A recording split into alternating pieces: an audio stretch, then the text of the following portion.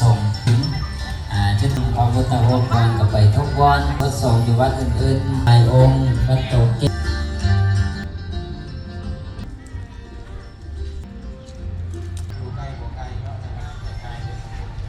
ว่าอยู่ที่พี่ดอกงานแข่งพามาเลยบรรยากาศการทรงพามือสำคัญหรือว่ามือสุดท้ายการเก็บไม้ดาวอยู่วัดศรีสะเกษนครหลวงเวียงจันทร์นี่บรรยากาศการทรงนำผามือสังขารขึ้นสุดท้ายของสุดการปีใหม่ลาวหรือว่าวันที่16 เมษายน 2026อยู่ที่วัดศรีสะเกษวัดศรีสะเกษก็อยู่ในขอบเขตบ้านเสียงยืนเรียกว่าบ้านติดต่อกับแถวเก่าหย่อนนี่แหละมันเสียงยืนใกล้กับตลาดเสาใกล้กับศูนย์การค้าใน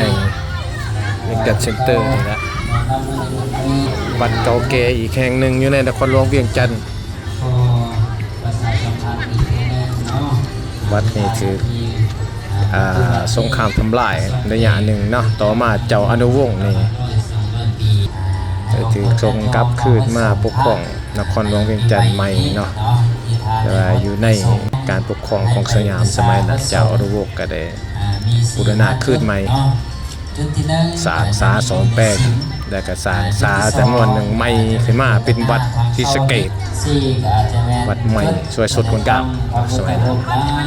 เป็นวัดเดียววัดนี้หลังจากสยามบุกตี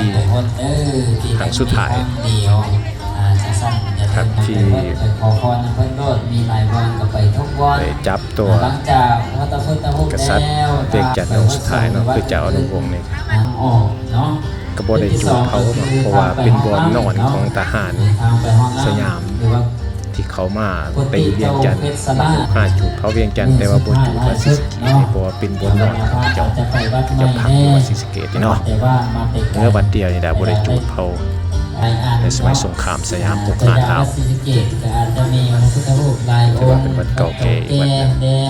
งศิลปะลาวล้านสร้างลักษณะหนึ่งแปลว่าสีโดยนำพาสร้างโดยเจ้าอนุวงศ์ตึมสีนัดมาใส่บุญจะมาเต้ามาโคน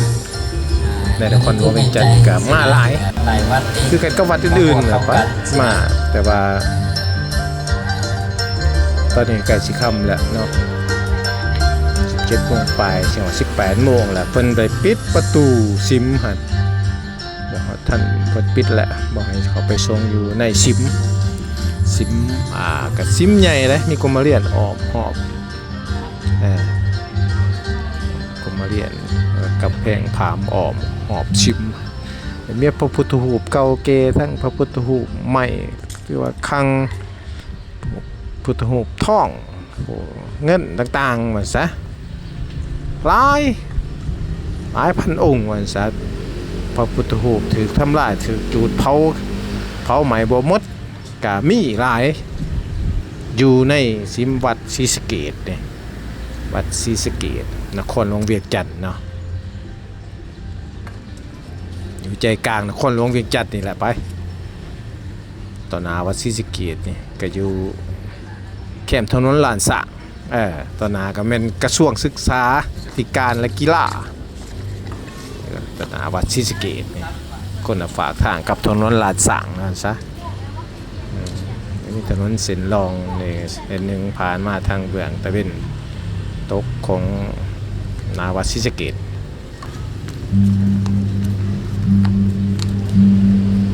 ทรงนำพาบุคคลมาหลายเขื่อนกับวัดอื่นๆนี่แหละผู้เฒ่าผู้แก่